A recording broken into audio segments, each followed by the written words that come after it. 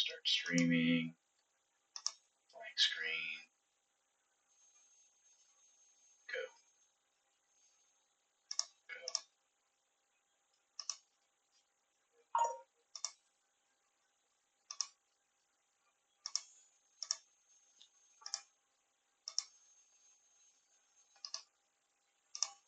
Go. Okay.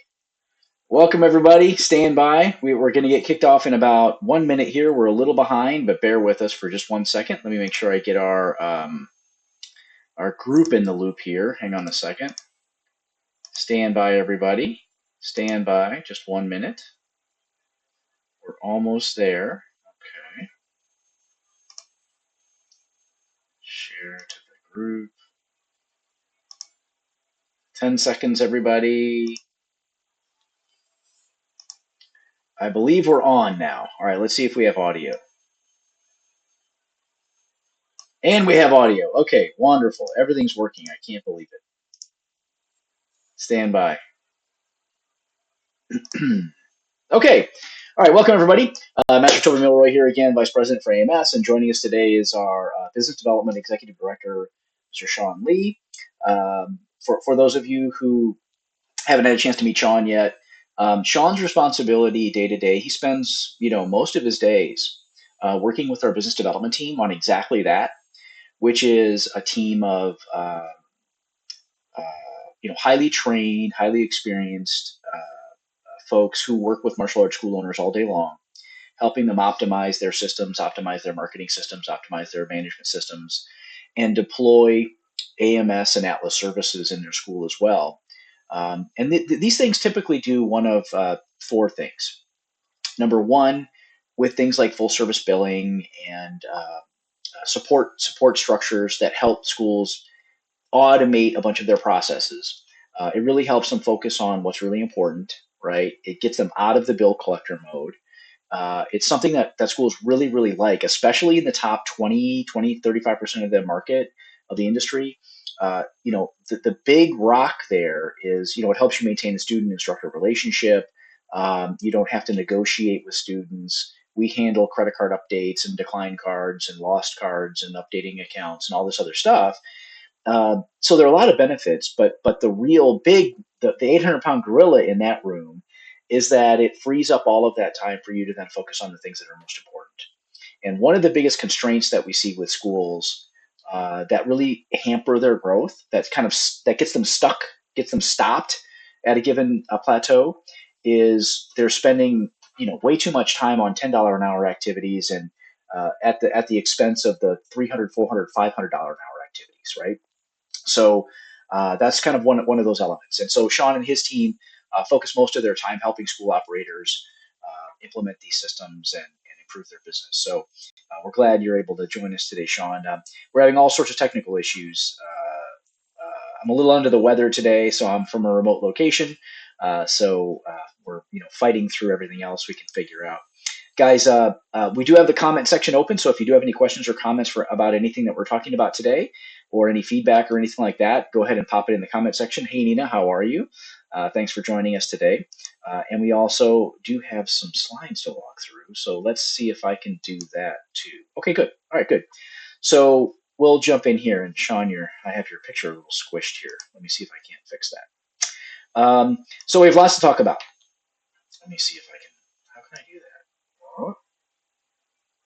I don't know if that helped things, but good enough for now. It's so messed up right now. I don't even know if I can fix it. Okay, so let's jump right in. Sean, a lot.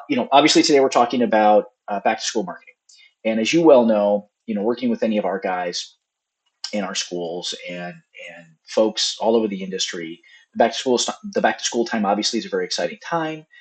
Today we're going to be talking about 6 of the things that we do for back to school every year that really make a big impact in the school's results. Number 1 of which is literally the most effective marketing strategy. Literally the most effective and efficient marketing strategy that we've ever deployed in the martial arts industry ever, period. And when I say we, I don't know. You guys know I've worked with a lot of schools over 20 something years now, right? I've never seen or heard of a more efficient, more effective marketing strategy ever in my life, ever, period, for any martial arts school anywhere around the world, ever, period. Right? So not to oversell, right? Not to oversell the concept here, but if you're willing to sort of dig into this strategy, it really is something that can change your life and change your school for the better. Now, I will fully admit and freely admit that a lot of schools have really struggled to implement this well.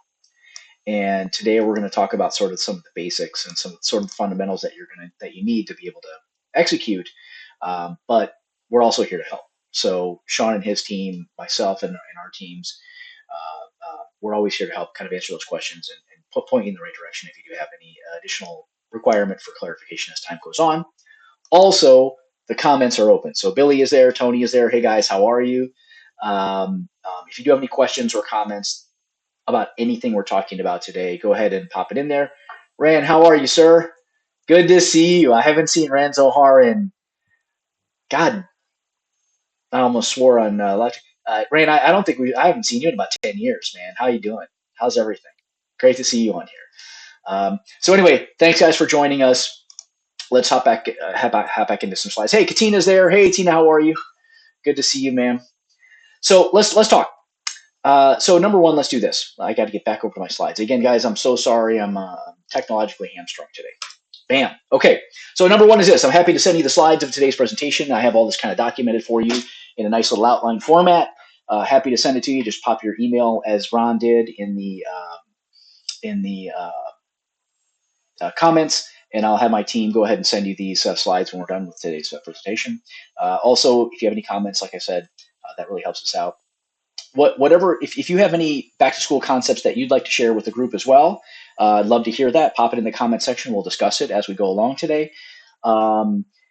If you wouldn't mind, hit the share button, right? Make a comment on the post, hit the share button, and share this with any school operators that you might think could benefit. Just this last week, Sean, we were talking about this in our staff meeting on Monday. Just this last week, we had two clients who referred their friends to us. One that had been a former client for a very long time, actually have been out of the industry for about 6 years, and another who had a friend of his in his martial arts association who he met with over an event about a month ago, and understood that school was really kind of having trouble, right, getting going. And so he referred him to us. We've got him set up on our systems now. We've got him working on some training right now with him and his staff. So, just like you would say to your students, right? And use this line if you haven't used it. But, the best compliment a client can ever give us is referring a friend, right? Referring somebody to the services, identifying somebody that might be able to benefit from what we're doing too, and point him at us. It's like the best vote of confidence you could ever have, right? So I do appreciate that. Thank you guys so much. And hit the share button. That helps us accomplish our mission here as well. The new issue of Martial Arts World News Magazine is out, and also the magazine mobile app is freely available as well. So go to martialartsworldnews.com, and you can see the new issue of Martial Arts World News Magazine featuring Herb Perez, Olympic gold medalist Herb Perez. We had a great conversation with him about the Olympics as a prequel to the Olympics. So interesting to go back and review his comments and then to see the results of the teams and what happened at the Olympics and how, right on the money Herb is oftentimes, right? So pretty interesting information there that I think you'll enjoy. Also go to tryatlassoftware.com/tools, and I have a little manual for you, a little sort of a guidebook on 10 ways to get the public and private elementary schools to want to work with you, right? So go to tryatlassoftware.com/schools. I always like to come bearing gifts, right? So go to tryatlassoftware.com/schools, and you can download that report completely free. We're going to talk about a few of those elements today, but this is a little bit more of a deep dive, an exhaustive exploration. Now, you got to do me a favor. You got to promise you're not going to tell anybody about this.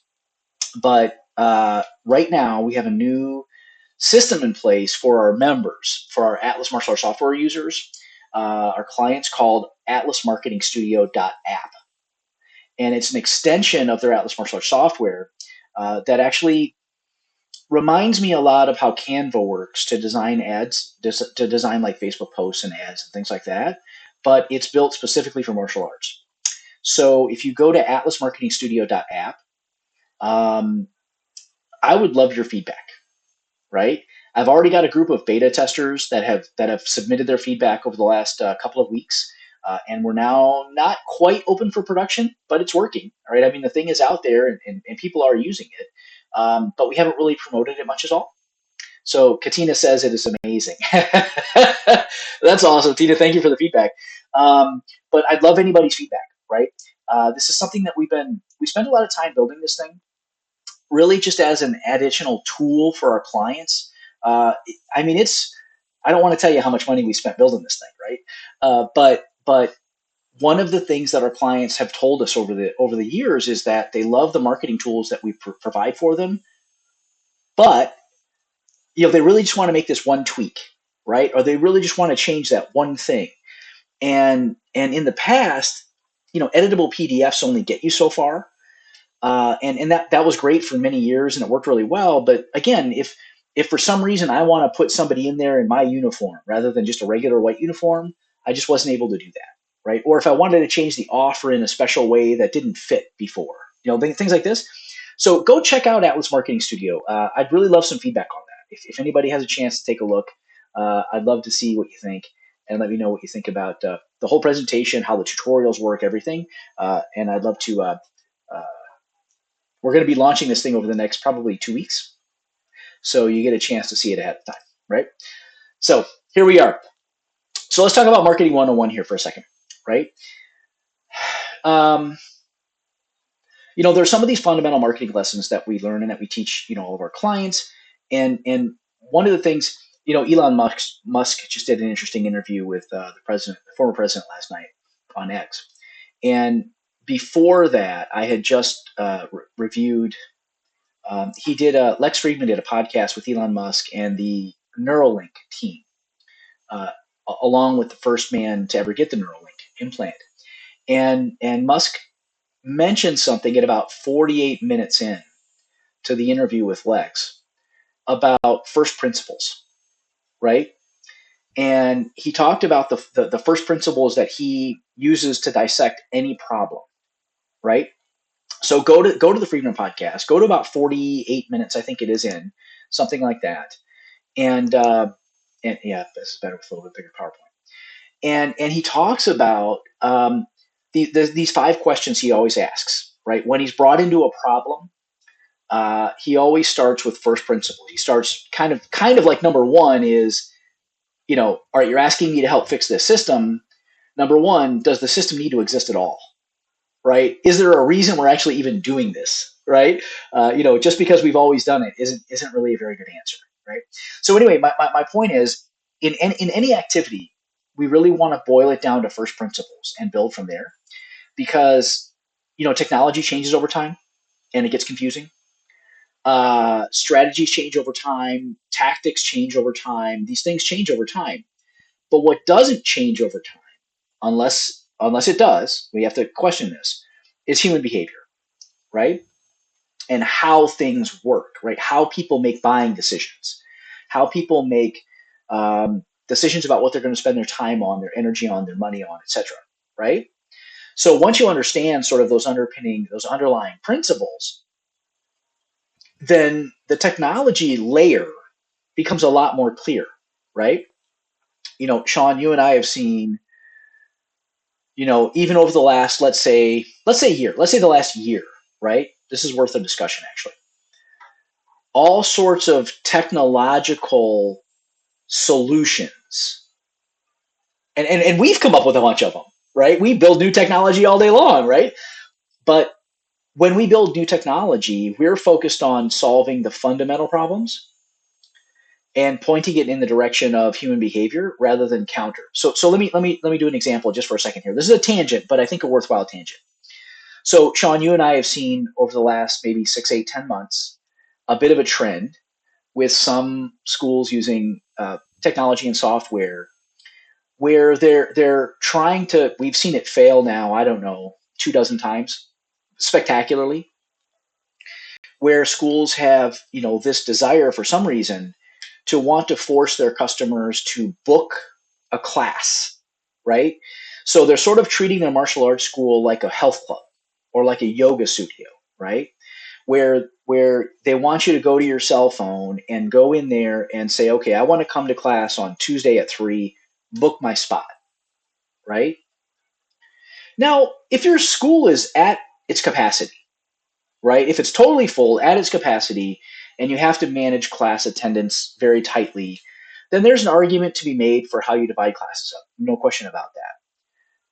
But what that system ignores, right? What using a system like that where you force your students to book their classes that week or a week ahead of time or whatever, what that kind of misses is health clubs deployed that type of a strategy in order to keep people from coming to their health club, right? Because health clubs have 5,000 members, they can't possibly have everybody show up at once, right? So they need to put systems in place to keep people from coming to class, to keep people from consuming their lessons. So they force them to go through the booking process so they can exclude whoever hasn't booked in time, basically, right? Well, that's kind of the opposite principle that we have in the martial arts school. We want people to come to class, right? We need people in class so that they're learning and they're progressing, right? Imagine if you were running a college and you forced the student to book their class for Physics 101. Well, if you don't want to have physics anymore, do that, right? Because they ain't ever going to do it. They're going to forget, they're going to miss classes, and we all know what happens the minute you start missing the minute students start missing classes, right? What happens when they miss one class is they're much more likely to miss the next, which makes them much more likely to miss the next, which makes them much more likely to drop out, right? So putting obstacles in their way violates first principles. Does that make sense? Perfectly appropriate for a health club. Perfectly appropriate for a yoga school, or yoga studio, or something like that, or Pilates, or something where it's not a stack learning curve, right? But for a martial arts school, I'm not sure if I've heard anything more dumb than that in the last 5 or 10 years, right? Now, maybe there's an excuse. Maybe there's a good reason to use it, right? Again, if your school's completely full, you have 20 spots on your floor, that's all you have, and you have 40 white belts, well, then I would have 2 white belt classes a day and just assign them to the class, and that's the one they come to. Done deal, problem solved, right? But forcing a student every week to go book their classes is just really, I don't know. I can't even wrap my head around it. If there's a good excuse, please let me know what it is, right? If there's a good use case for this that I'm not seeing, I'm happy to consider it, right? I'm happy to learn. But it just seems like the worst idea. So anyway, the point is you want to go back to first principles. And today, all of our first principles are going to revolve around how marketing works, right? So let's talk about marketing 101. Now I've clicked off the thing. So number one, the first thing we want to think about is who's the who, right? In every marketing activity, the first principle, whenever you're looking at how do I deploy a marketing strategy, the first thing you want to have very clearly in mind is who are we talking to? Who's the who, right? And when I say who's the who, we want a very, very detailed avatar, a very, very detailed perspective of exactly who we're targeting, right? Is it mom or a dad? Is it a kid? Is the mom between this age group and that age group? What's the average income? What's the location? What's the geography? What are the psychographics? What are the demographics? All of these elements, right? These things that will help us tailor our message, right? So for today, for our first principle, for our first marketing strategy, we're going to be talking about how to penetrate the local elementary schools, both public and private, right? So that means who's the who. If we're marketing into the elementary school space, the who is the pardon me, guys, this is going to be bad. Between Sean and I, we're just both struggling right now. So who's the who? The who is the second grade teacher, third grade teacher, fourth grade teacher, fifth grade teacher. It's the guidance counselor. It's the PE teacher. It's the secretary or the administrative assistant at the front desk. It's maybe the principal or vice principal, right? Now, my advice is always start at the bottom and work your way up. Never start at the top and work your way down, right? Never start with contacting the principal or, like, God forbid, the superintendent of schools. Because if they shut you down, if they say no, well, now you're locked out of the whole school. If you go around them, now they're going to be mad, right? But if you start at the bottom and work your way up, if you start with the second grade teacher or the third grade teacher who has a student in your school, right? And the parent walks you in by the hand, well, now it's pretty easy to create a conversation. And if they say no, you just go to the next teacher, right? No harm, no foul. But if the administrator says no, you got yourself a problem, right? So anyway, or a larger problem. So anyway, the first thing is defining who's the who. And for this purpose, we're going to be talking about these administrators. So the second principle is to consider what's in their head right now, right? What's in their head? How do they think about the world? How do they see the world? What are the things that are valuable to them, right? So number one, what is the market to message match, right? We'll talk about that in a second. What are they worried about, right? There's a great chapter in, I think, Joe Sugarman's book about writing direct response copy. And the sentence is something like, what keeps them awake at night staring eyes wide open at the ceiling, right? Like, what are they worried about? What are their fears? What are their problems? What problems are they trying to solve? What do they hope for most? What do they desire, right? Hope,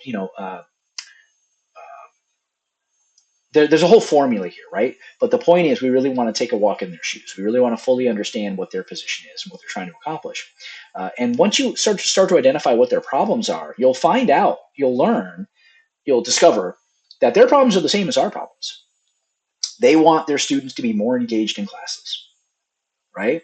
They want the parents to be more engaged in their students' education.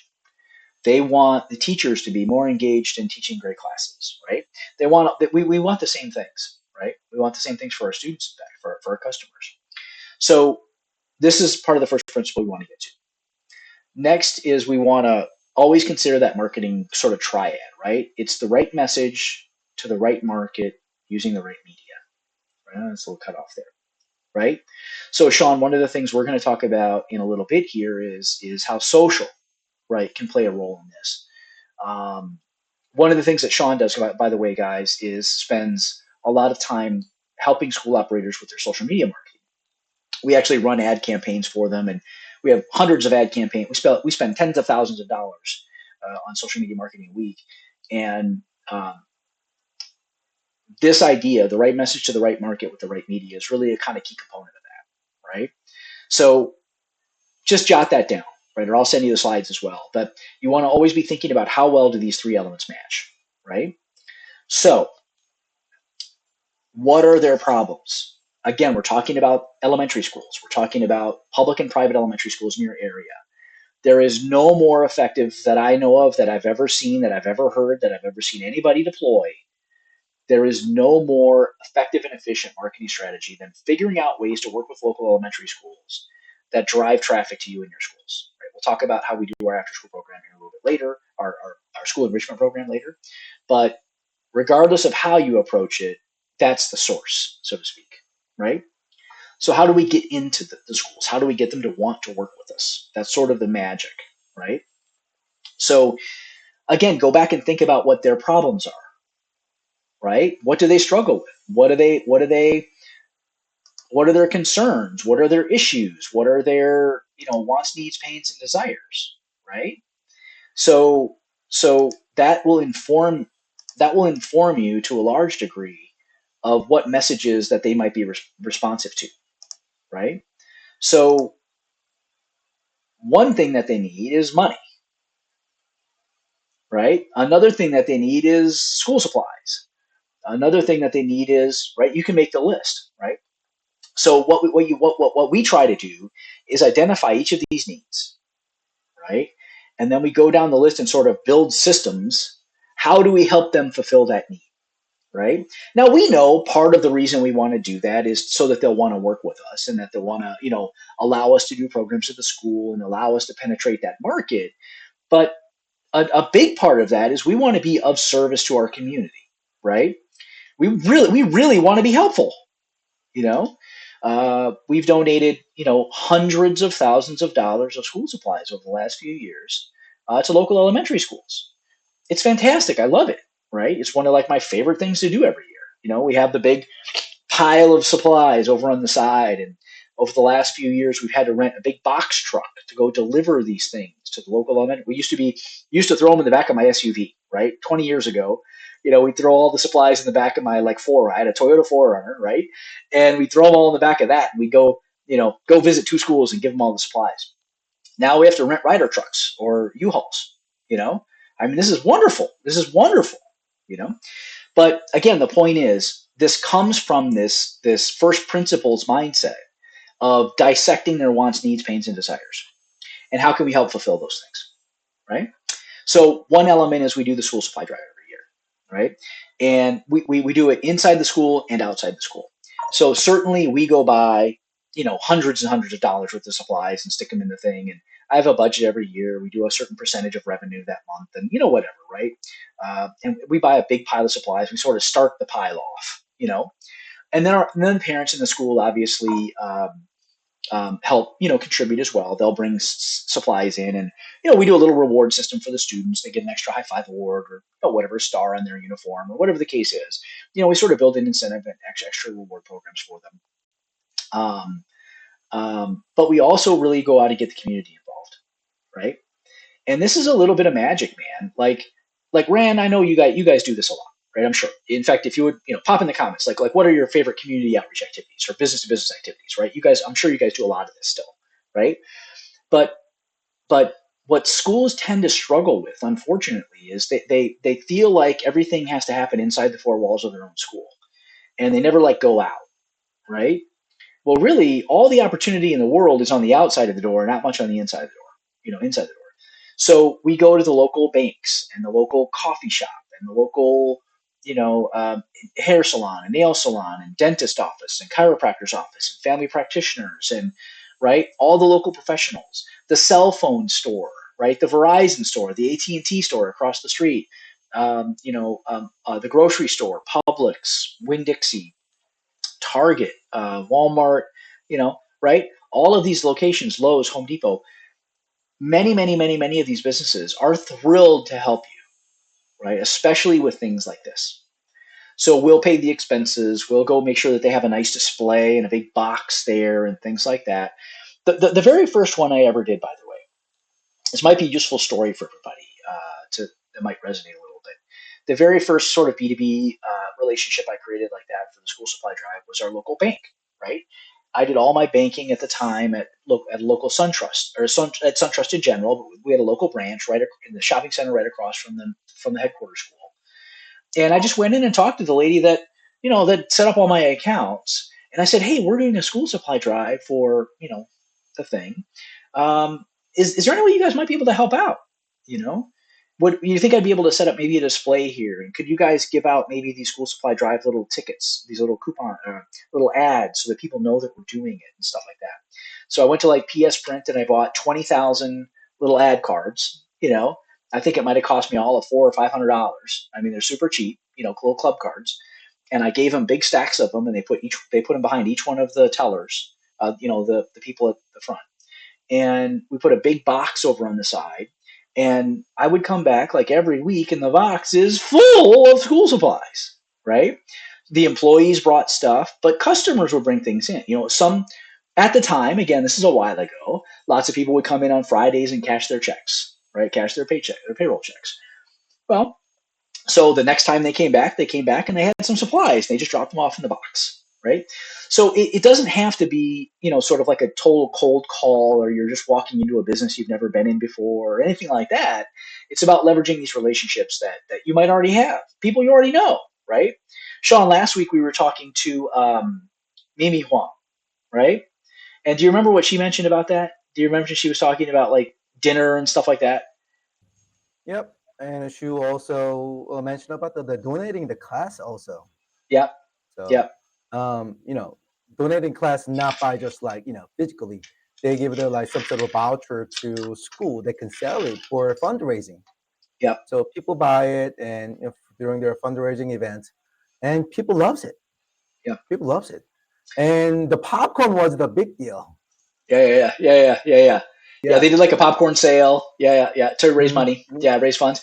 Yep. Yeah, I mean, it's if you're already at a restaurant having lunch with the team, or you're already at dinner having lunch with the wife or whatever the case is, there's an opportunity, right? So these opportunities are all around us, right? So it's just a matter of like, opening our eyes and taking advantage. And uh, looks like Filippo had a comment there. But you get the idea, right?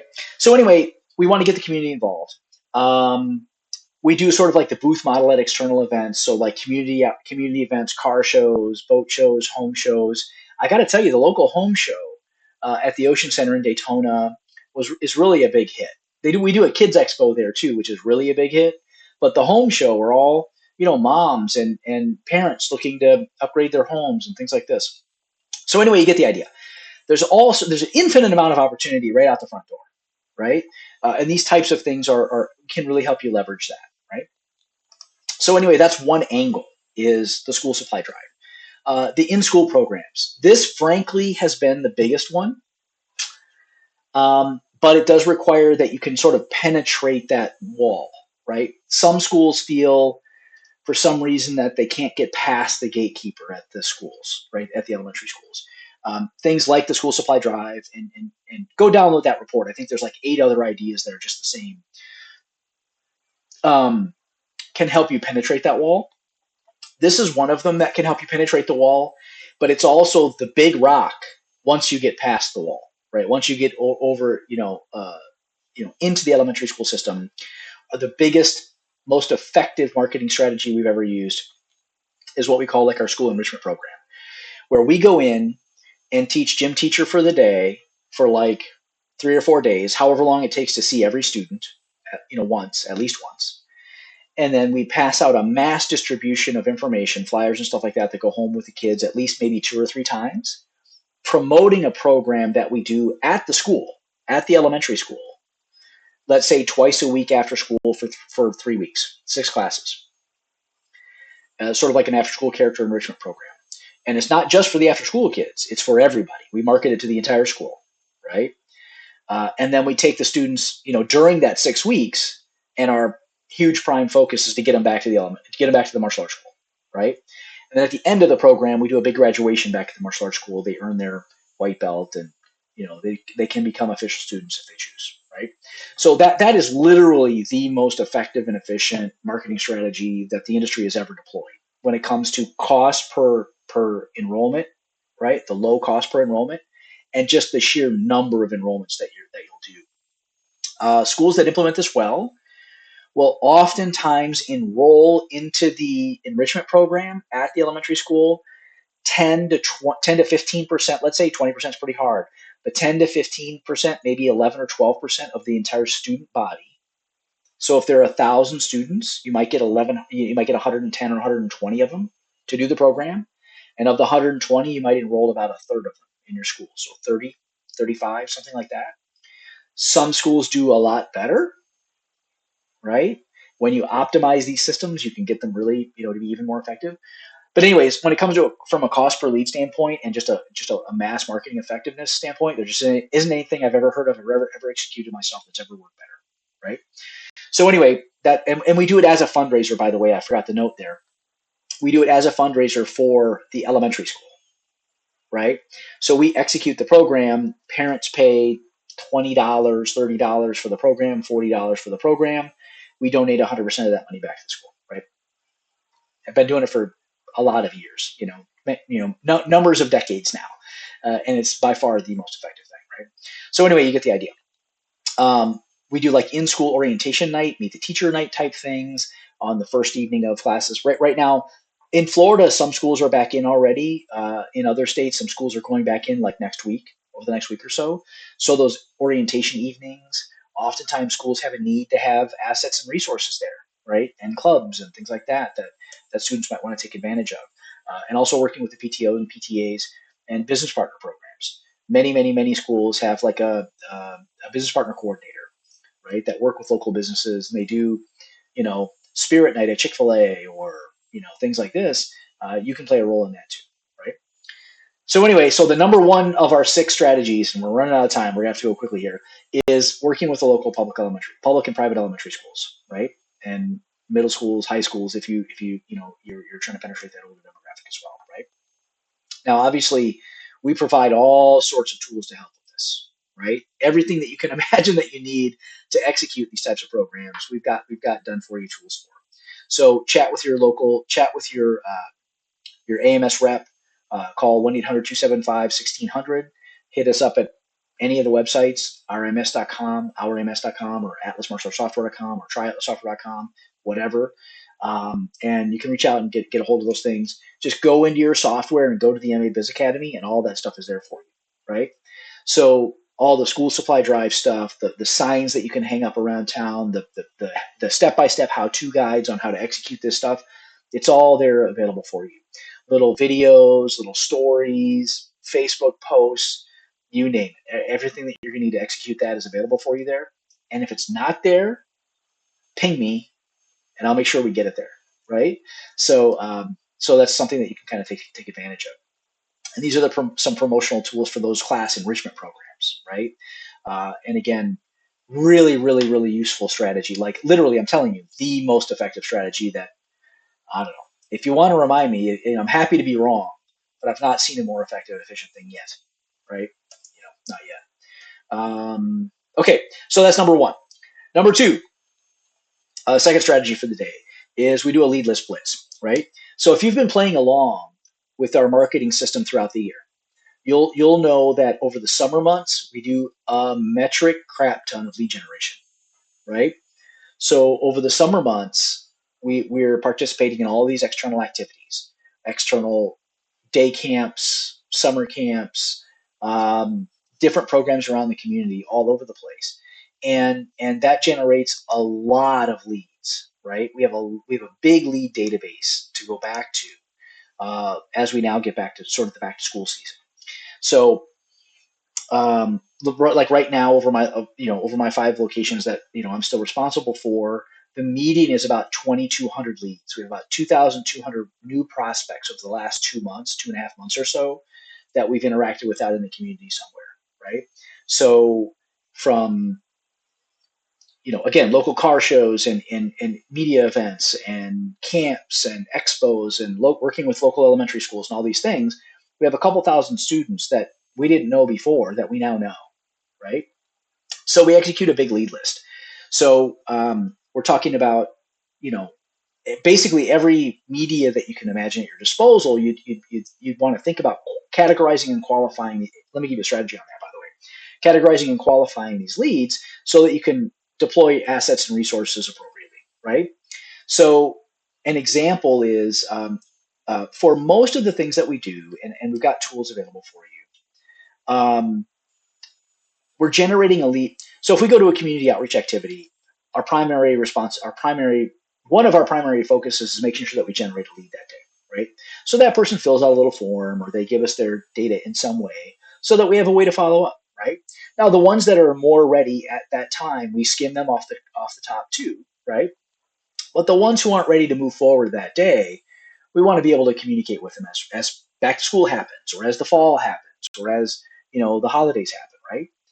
So one of the mechanisms that we do is sort of a little form that they fill out with little questions at the bottom that says like 5 questions, and one would say, "Would you like more information about character enrichment programs at XYZ Karate? Yes or no?" It's just a yes checkbox.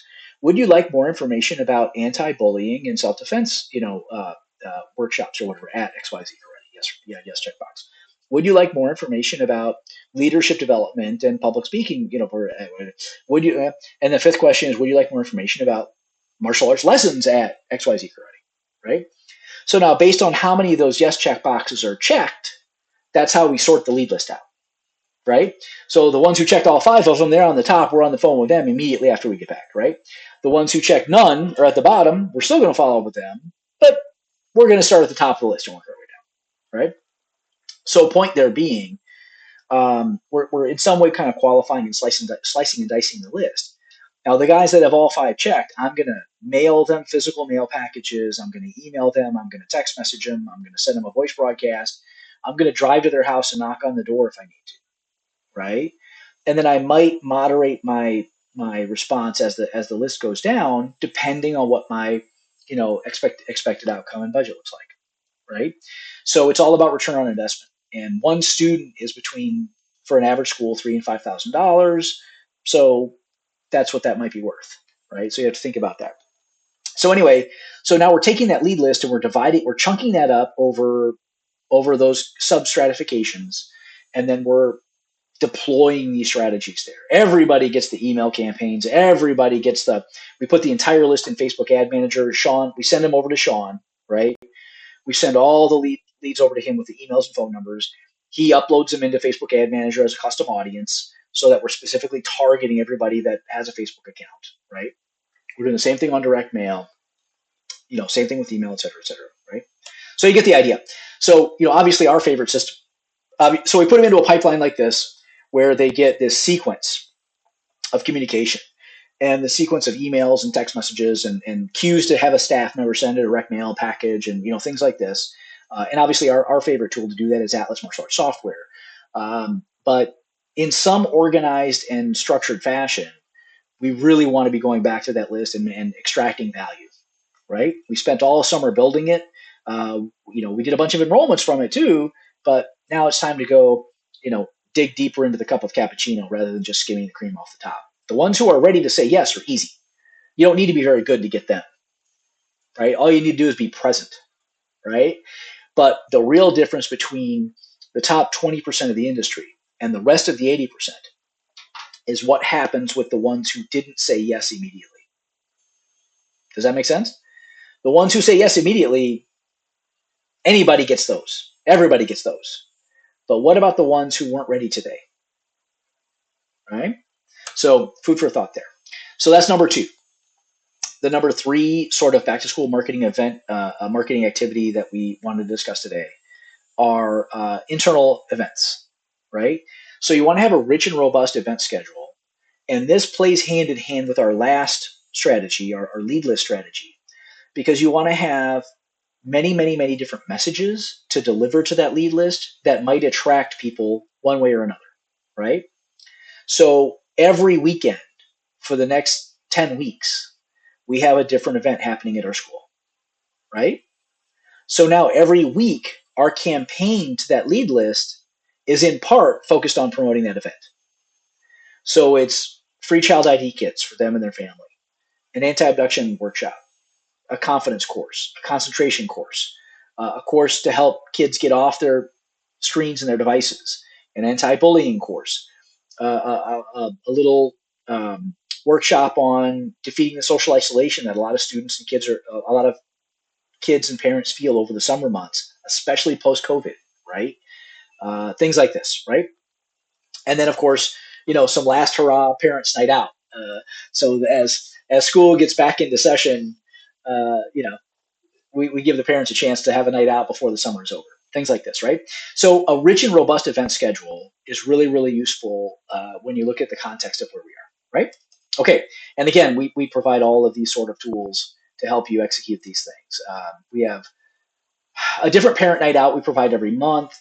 We provide multiple different internal and external marketing campaigns every month as well, including live events in the school. So, definitely something that you may want to take a look at. But it's certainly something that's really, really useful for us, right? Then number five, I guess it is, we have like this general marketing campaign structure, right? So each couple of weeks of the year, we have sort of a theme that we structure, and then we sort of circle the wagons on that theme, I guess, if you want to call it that. Again, some messages are going to appeal to a certain chunk of the market today. A different message might appeal to a chunk of the market next week, and a different message and a different message, right? So this idea of varying those messages is really useful. And then obviously I tend to divide it into two categories: offline and online. Um, in the online space, Sean, we're going to talk about this a little bit more. But Sean, what are you seeing as you run a lot of Facebook ad campaigns for schools? What trend are you seeing for the back to school season right now? Like macro trend, are you seeing higher traffic, lower traffic, higher ed cost, lower ed cost? What does that generally look like for you right You know, we've been running the social media advertising through the last decade. now? Yeah. This is a pattern. back to school, like depends on the area, but usually like month before, like 4 weeks before the back to school and 4 weeks after back to school. So it's about a 2 months. Yeah. The traffic is goes up like pretty high. Yeah. So as opposed to like goes down like usually $2 to $5 lower than normal days. I mean like before the back to school or after the back to school, and a number of opt-ins like increase like sometimes double triple. That means there are so many customers, like which is the audience. They're looking for something new for their kids or for themselves. So if you are missing this opportunity, like you losing a lot of, you know, I mean, you're losing a lot of customers and the prospect and future opportunities. So I mean, this is something you should not miss it. Yeah. Social Yeah. media marketing is like big deal these days. Yeah. Even my wife, she was looking for a lot of things through the Facebook and social media, like Pinterest, and like for our my daughters. So they Yeah. are on it. Even myself, I've been looking for some new shoes for my kids. And when I look at the new shoes, there's a lot of suggestion and also kids related, which is like martial arts class, and those are pops up. Like Yeah. our one of the schools in nearby my area, there always pops up on my social media channel. So Yeah. if you don't do it, Yeah. They are. other Yeah. school, they get those chances. Yeah. Yeah. Definitely. I mean, when you look at the macro traffic stats for social, as school comes back in and people are kind of back on schedule, the traffic is a ton more, right? Which means there's more ad inventory, which means in general it'll drive costs down. But we see trends. Again, one of the things Sean works on a lot are tracking these macro trends, and you have to be careful. Sometimes higher traffic doesn't mean lower ad cost, depending on like when major advertisers are entering or exiting those spaces, right? So, for example, there are areas around big holidays like Christmas where if you looked at only the traffic numbers, you'd be thrilled because there's huge spikes in traffic. But then when you look at the ad inventory competition, right? You've got Target and Lowe's and Walmart and Home Depot and Macy's and everybody flooding with ad dollars, right? So then all of a sudden your reach goes to nothing and the ad cost is quadruple, right? So yeah, well said anyway, right? So as people get more back to schedule, we see a lot of traffic there. We'll drill into that a little bit more as we go on here too. So number five are general campaigns.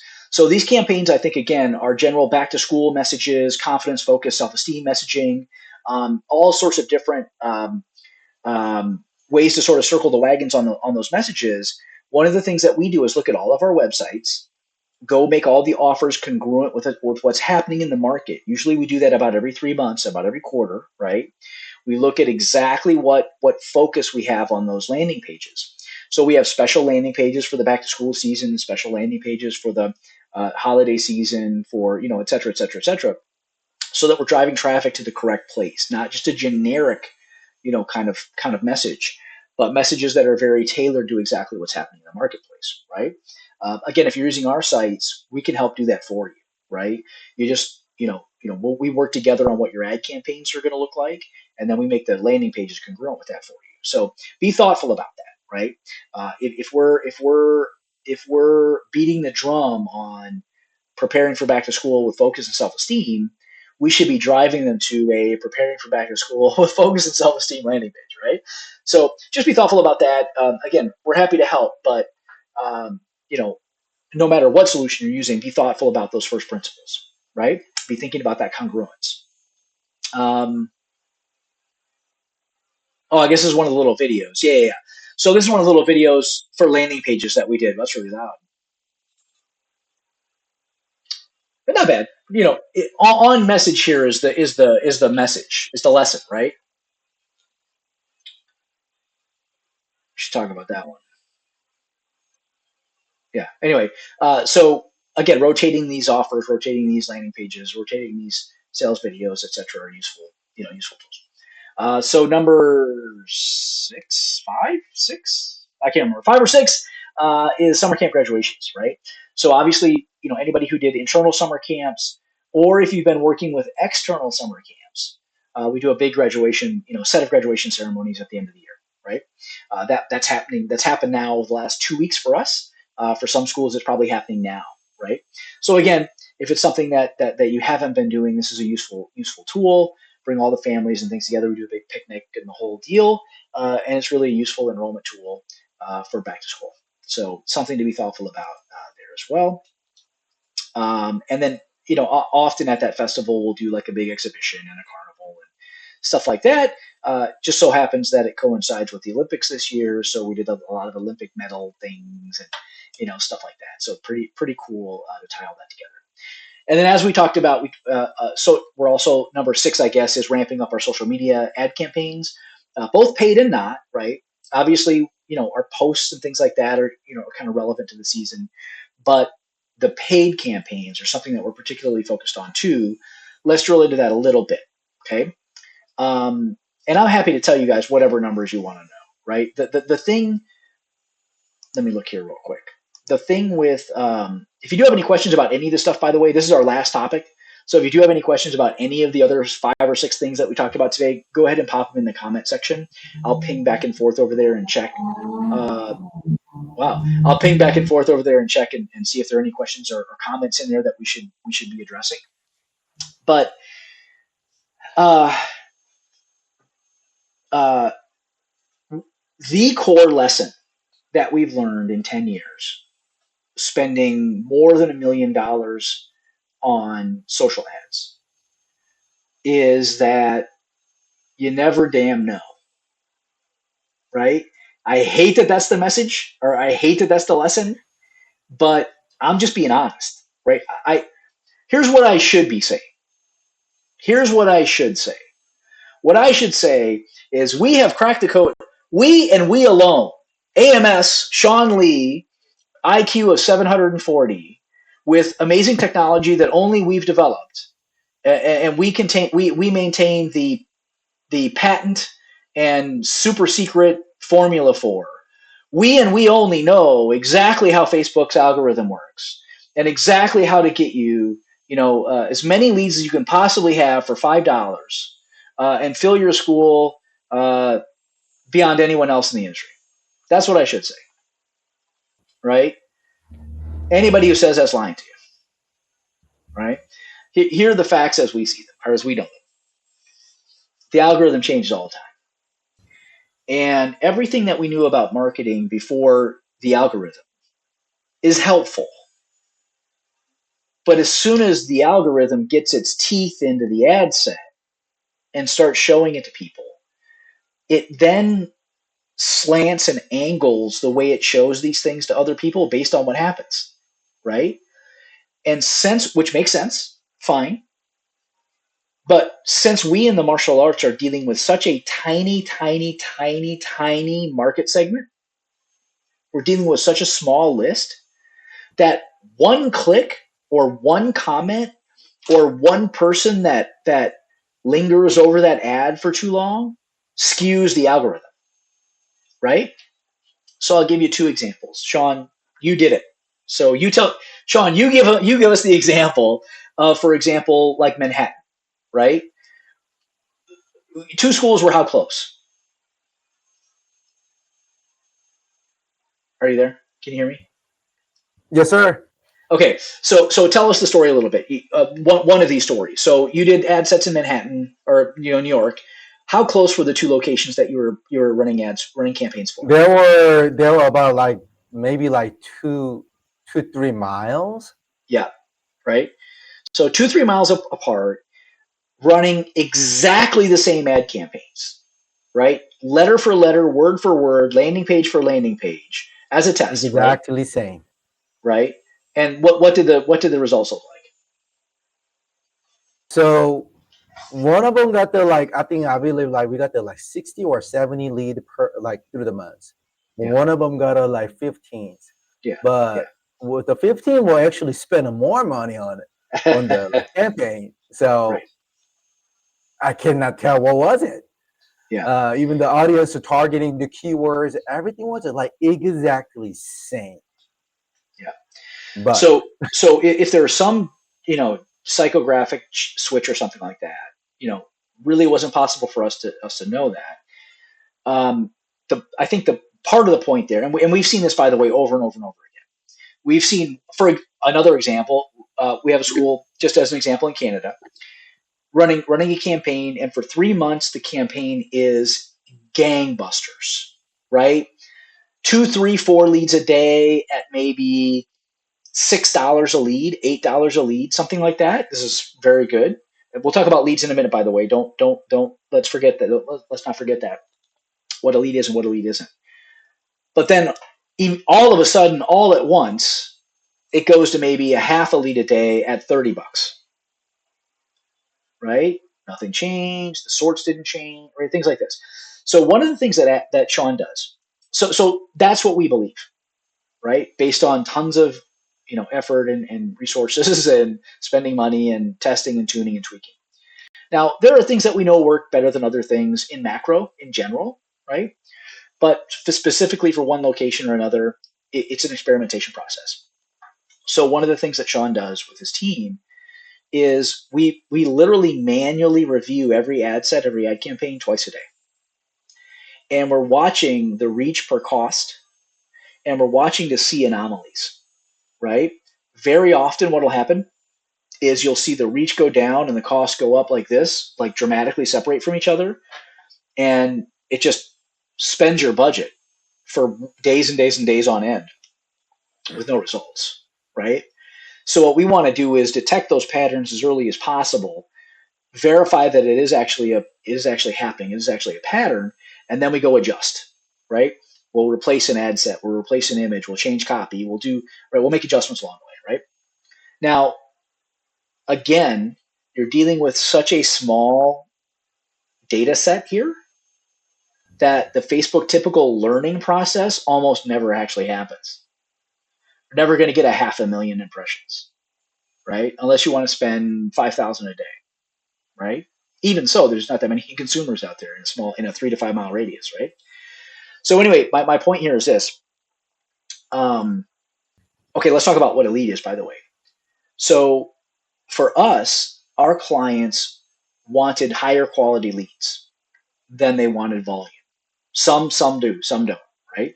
So for us, we actually do a direct integration with Facebook where we use Facebook forms on Facebook so they don't have to go to our website first. They can actually do it there. And instead of just collecting just data, we actually get them to set an appointment, right? So our offers almost always, depending on what the school wants, we tailor it for whatever any client wants. We tailor our ads so that the customer is actually setting an appointment to come in and see you. That way, our show ratio is a lot higher. The enrollment ratio is a lot higher, right?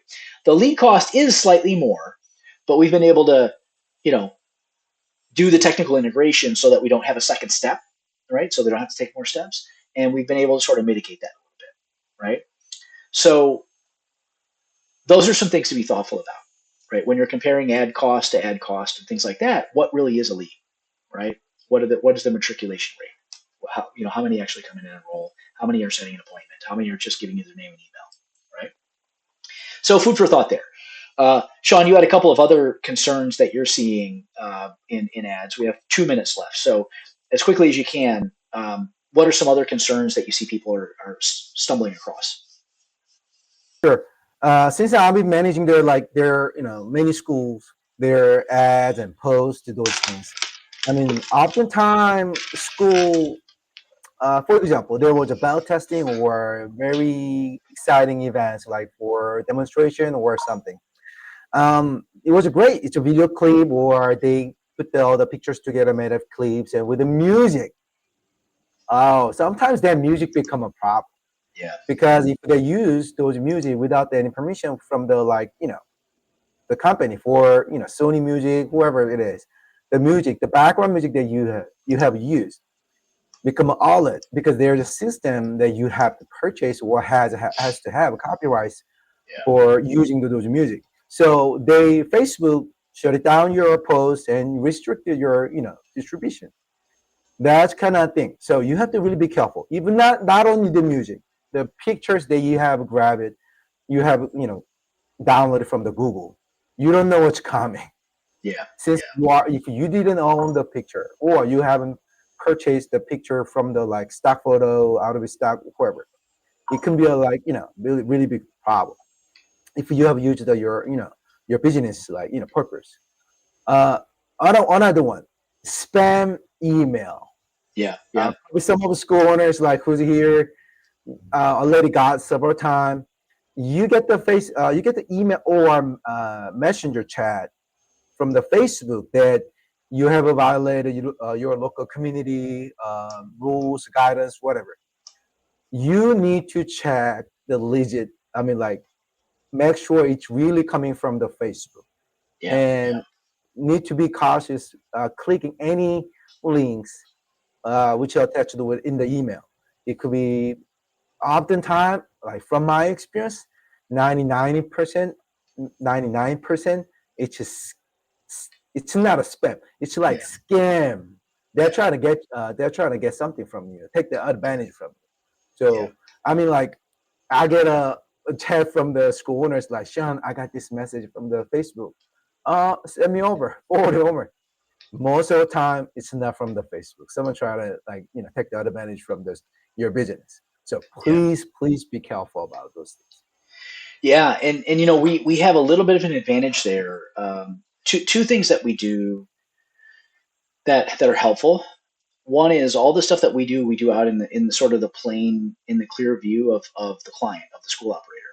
So you see what's happening. You see the ad manager and stuff like that, but also you see what's happening on the page. So if you do have any issues like that, we have communication with some Facebook people directly where we can actually reach out to human beings and talk to them. Now, it ain't likely to be today, but since we buy so many ads, we're such a like they have different categories of agency, and we're not like we're not like a Madison Avenue agency. We only help martial arts schools, right? But we do have direct connection with people that can straighten things out for us if we have troubles. You know what I mean? So yeah, they're almost always scams. They're almost always trying to get a hold of your account or something like that. If you have any questions, just zap our guys and we'll research it for you and figure out what's what. It's pretty insidious nowadays, man. You've seen, for example, the A in Facebook. There's like not a Cyrillic A, but if you change the language on your keyboard, there's an A that looks just about like RA, but isn't actually our A that goes to a different domain name. So it's pretty insidious stuff that happens with this.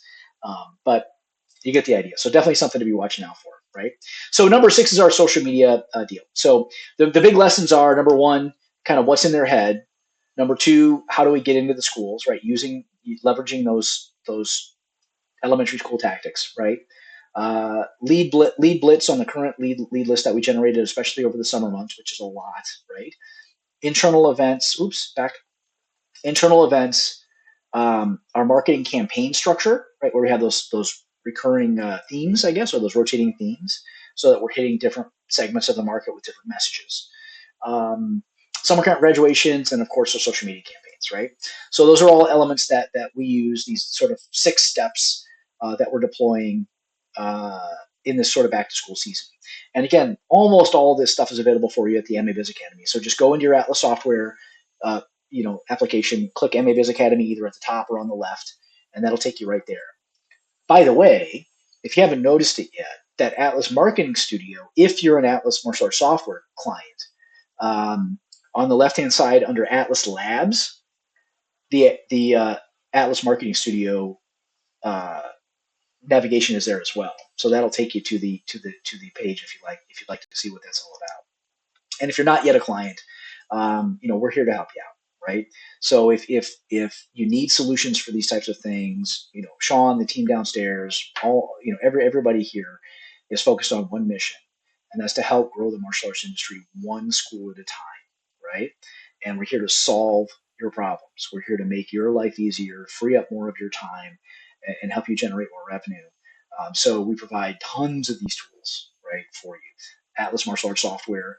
Um, all of our Atlas Marshall software clients also get a really nice lead generation website, even if whether you want to use it or not, right? We give you one anyway, which is really useful, especially for our social media integration. We do that completely free. We provide all the online and offline marketing tools you're ever going to need, all of the social media tools you're ever going to need. And if you do want us to purchase ads, run ad sets for you too, we can do that as well. And we also provide that after school program, all the facilitation that you're ever going to need there. So really useful. If you have any questions about it, just give my team a call at 800-275-1600. Any questions or comments about anything we talked about today? I'll stick around for a minute here. Let's see if do we have any questions specifically. Phil looks like he was the last one to have a comment. No questions so far. Okay, so we must have done a good job of covering the content without questions now. So if not, give my team a call here or make a post, a comment in the comment area, and I'll take a look at that over time and address any questions that we might have in there. Anything else we need, Sean? Thanks so much for the time today. Really appreciate it. Thanks everybody for tuning in. Tina, thank you. Ron Zohar, thanks for popping by. Haven't seen you in forever, sir. Good to see you. Phil, thanks for popping by. Anthony, Nina, everybody else, right? Thanks for dropping by. Let me know if you guys need anything. We'll speak again soon. All right. Thanks, That's everybody. it. Thank you, sir. Speak soon. Okay, now I have to figure out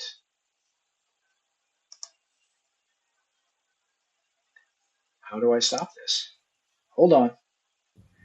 This isn't my usual configuration, guys. I apologize. I'm a little lost. There are too many things going on here. Okay, 3, 2, 1.